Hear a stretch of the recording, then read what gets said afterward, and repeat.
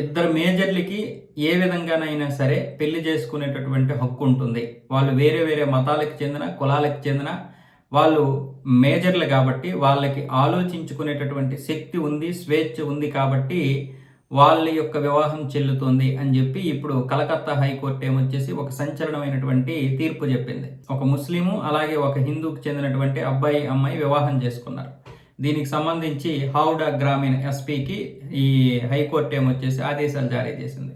వాళ్ళ వివాహం చట్టబద్ధం చేయడమే కాకుండా వాళ్ళ వివాహం సక్రమంగా జరగడం కూడా మీ యొక్క బాధ్యతే. మీరే ఆగస్టు 10 లోపు మాకు నివేదిక ఇవ్వాలని చెప్పి కోర్టు ఏమొచ్చేసి హౌడా గ్రామీణ ఎస్పీకి ఈ యొక్క విషయం చెప్పింది.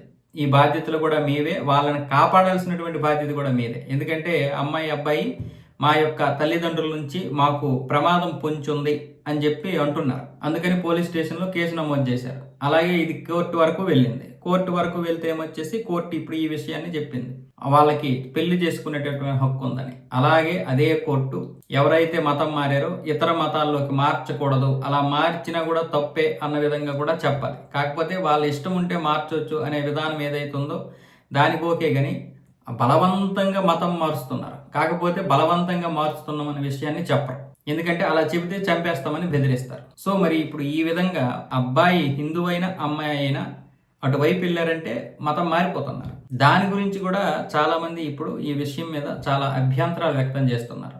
వివాహము, ప్రేమ వివాహం అంటే సమానంగా ఉండాలి కదా, పుట్టినటువంటి పిల్లలకు కూడా సమానంగా పేర్లు పెట్టాలి కదా, మరి అలా జరగడం లేదు కదా. ఇది చాలా తీవ్రమైనటువంటి సమస్య. ఇది చట్ట పరిధిలోకి రాదు. ఎలాగంటే చట్టం ఒకలాగా ఆలోచిస్తుంది, కానీ ఇక్కడ జరుగుతున్నటువంటి పరిణామాలు వేరే. చట్టాన్ని దృష్టిలో పెట్టుకొని అవతల వాళ్ళు అన్ని ఇష్టం వచ్చినట్లుగా చేసుకుంటున్నారు, కానీ యువతల మనము బలైపోతున్నాం. ఒకవైపు ఏమొచ్చేసి వీధుల్లో తిరిగేటటువంటి వాళ్ళు వీళ్ళు మతం మార్చడానికి ఎప్పటికప్పుడు ఎంత తిట్టినా ఎంత కొట్టినా చావని పాముల్లాగా వాళ్ళు తిరుగుతూ ఉంటారు. ఒకవైపు వీళ్ళు యువతల వైపు ఈ విధంగా పెళ్లిళ్ళు చేసుకొని ప్రేమ వివాహాలు అని చెప్పి మతం మారుస్తూ ఉన్నారు.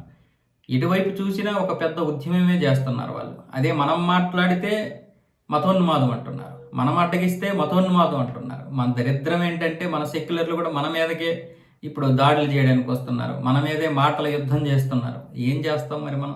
అంతా అయిపోయిన తర్వాత ఎవడిదో కాళ్ళు చేతులు పట్టుకుంటే ఏంటి ఉపయోగం? అంత అయిపోయిన తర్వాత ఇంకేం ఉండదు. నువ్వు కూడా అంతే, నువ్వు కూడా వెళ్ళిపోవలసిందే. అయితే మనం ఇప్పుడు ఇలాంటివి చెప్తుంటే ఒక్కొక్కడికి మతోన్మాదం గుర్తుకొస్తుంది.